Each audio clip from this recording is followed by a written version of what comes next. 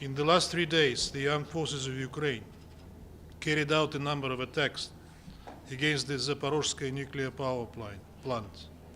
According to the press service of the ZNPP, on April 5th, attacks of Ukrainian combat drones were detected in the area of the cargo port and nitrogen oxygen station number 2. On April 7, even more grave incidents occurred. At 11:38 local time, a kamikaze drone hit the area of the canteen on the territory of ZNPP.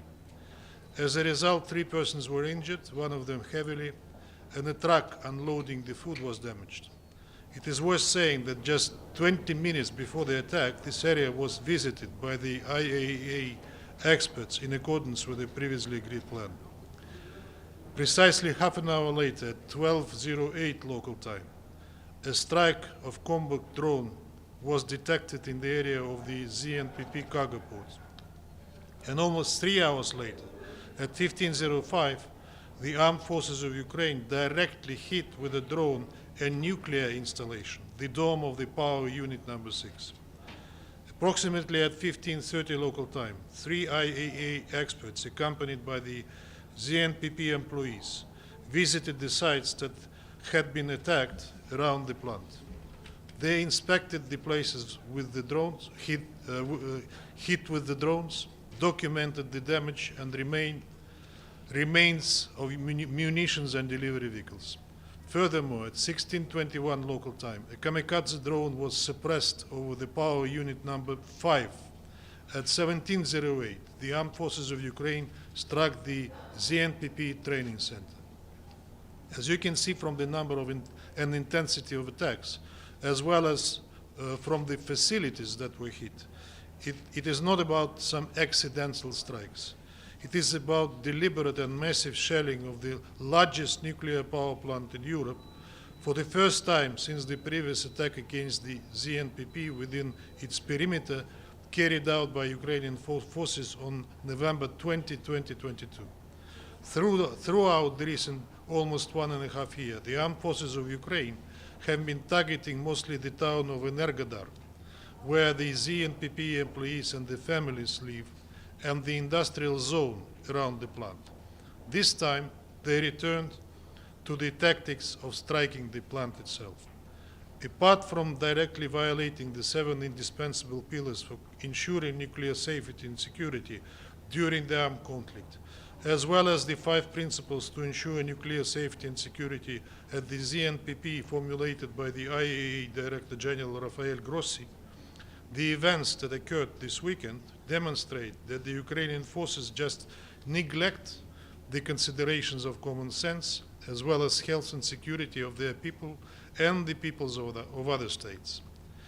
Even a possibility of nuclear catastrophe is not a no-go sign for them. We are almost wondering how the Western states feel their proxies undertaking such dangerous provocations that can have grave consequences for them as well as for the entire world. We have already seen in the media yet another ridiculous claims about the Russian Federation sharing its own nuclear plant. Its absurdity, their absurdity, do not withstand any scrutiny or common sense. The reality is that our competent authorities are doing everything possible to ensure safety of the plant, of its employees, and of the IAEA experts located there. However, there is no single nuclear power plant in the world that is designed to withstand a full-scale armed attack.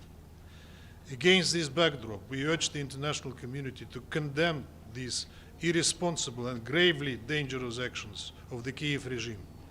Its Western sponsors, instead of covering up its crimes and supplying it with more weapons and ammunition, should bear responsibility for the reckless actions by Ukrainian political and military authorities and for the aimed at compromising nuclear safety and security of the global scale. I thank you.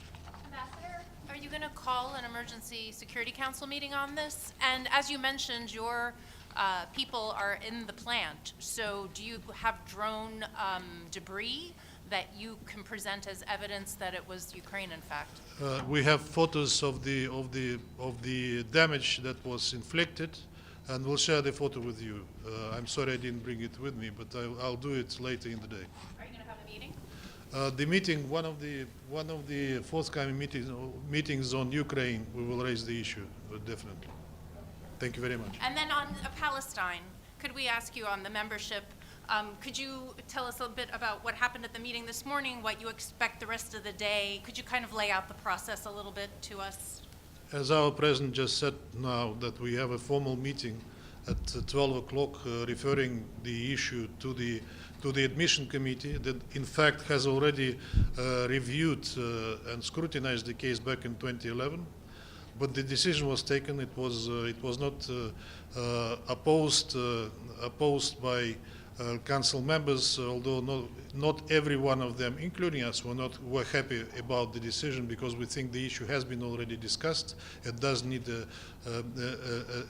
another discussion of it. But the formal meeting will take place at 3 o'clock. The meeting of the admission committee. We decided that we'll go through the admission committee through a limited timeline. Besides, the sponsors of the potential resolution to adopt Palestine as a full member of the United Nations can present their draft at any moment, committee or no committee. Thank you very much.